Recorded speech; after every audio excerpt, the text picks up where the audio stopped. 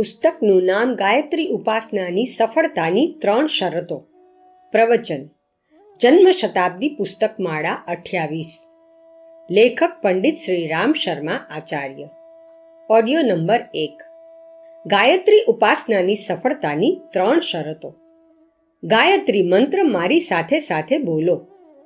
ઓમ ભૂર્ભુવઃ સ્વાહા તત્સવિતુર્વરેણ્યં ભર્ગો દેવસ્ય ધીમહિ ધિયો યો નઃ પ્રચોદયાત. મિત્રો, મારું 70 વર્ષનું સંપૂર્ણ જીવન ફક્ત એક જ કામમાં ખર્ચાયું છે અને તે છે ભારતીય ધર્મ અને સંસ્કૃતિના આત્માની શોધ. ભારતીય ધર્મ અને સંસ્કૃતિનું બીજ ગાયત્રી મંત્ર છે. 24 અક્ષરોવાળા આ નાનકડા મંત્રમાં અદ્ભુત જ્ઞાન અને વિજ્ઞાન ભરેલું છે.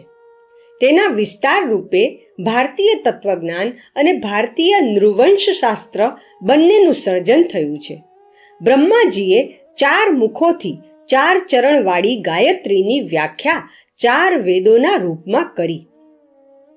વેદોના આધારે બીજા ધર્મગ્રંથો બન્યા.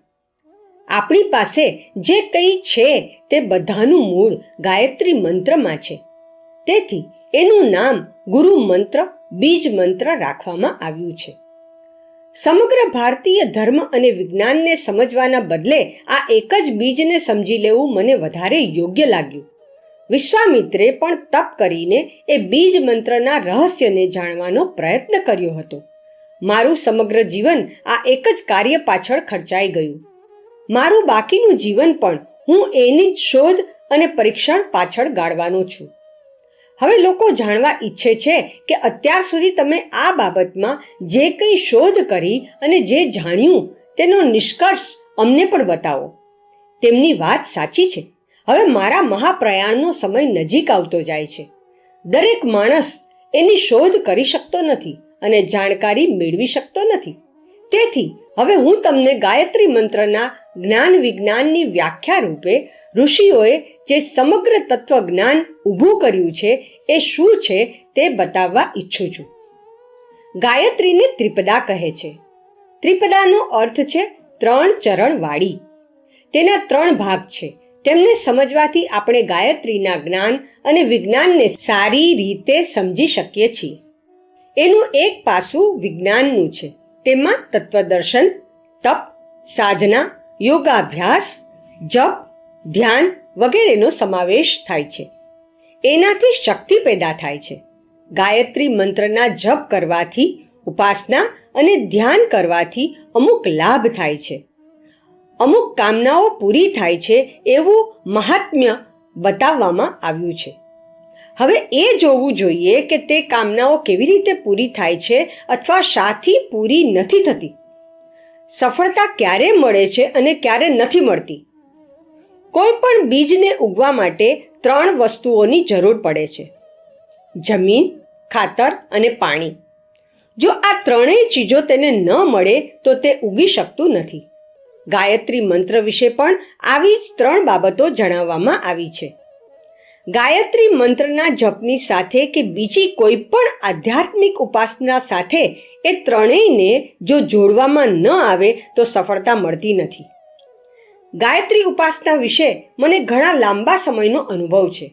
જપ કરવાની વિધિ અને કર્મકાંડ તો સામાન્ય પુસ્તકોમાં લખ્યા છે એવા જ છે અને લોકો તે બધું કરે છે, પરંતુ તેનું ફળ મળવાનું અને ન મળવાનું મૂળ કારણ એ છે કે તેઓ પેલા 3 તત્વોનો સમાવેશ કરવાનું ભૂલી જાય છે.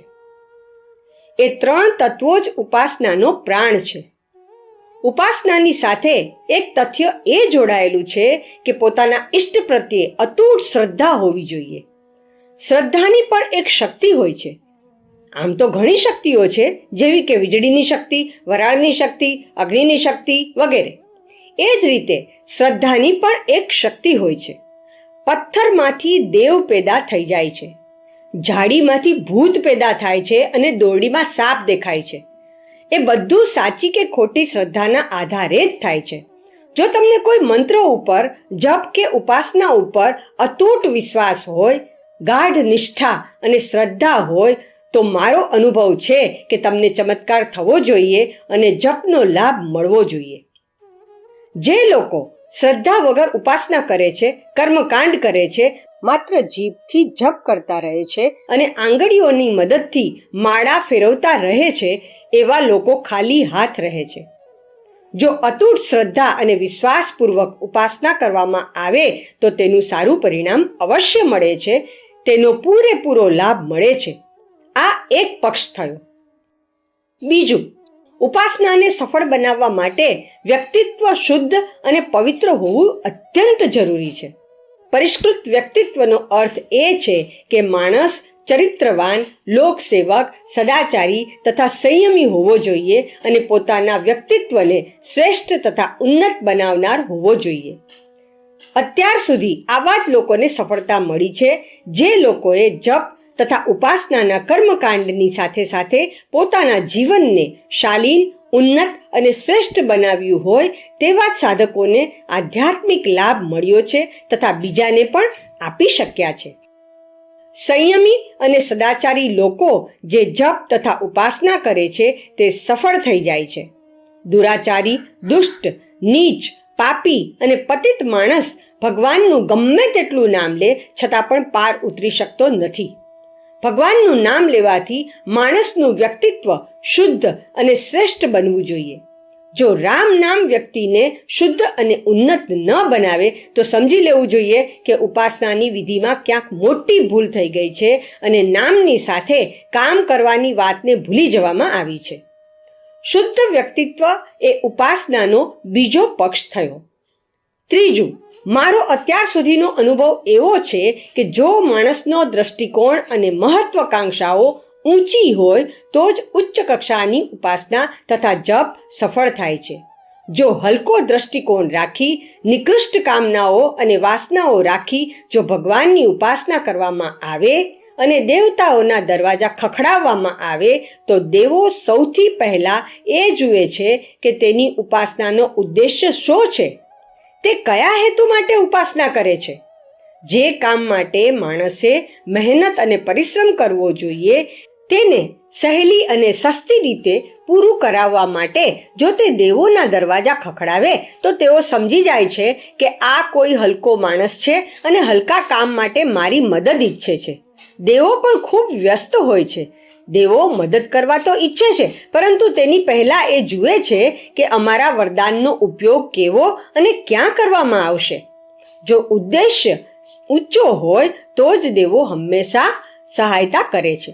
મંત્ર શક્તિ અને ભગવાનની શક્તિ ઊંચા દ્રષ્ટિકોણવાળા લોકોને જ પ્રાપ્ત થાય છે. એવા લોકો જ્યારે પણ ભગવાનની સહાયતા ઈચ્છે છે ત્યારે તેમને અવશ્ય મળે છે. મેં આ ત્રણેય બાબતોનો મારી ગાયત્રી ઉપાસનામાં સમાવેશ કર્યો તો એનાથી મારી ઉપાસનામાં પ્રાણનો સંચાર થતો ગયો. પ્રાણનો સંચાર થવાથી દરેક વસ્તુ પ્રાણવાન, ચમત્કારિક અને સફળ થઈ જાય છે.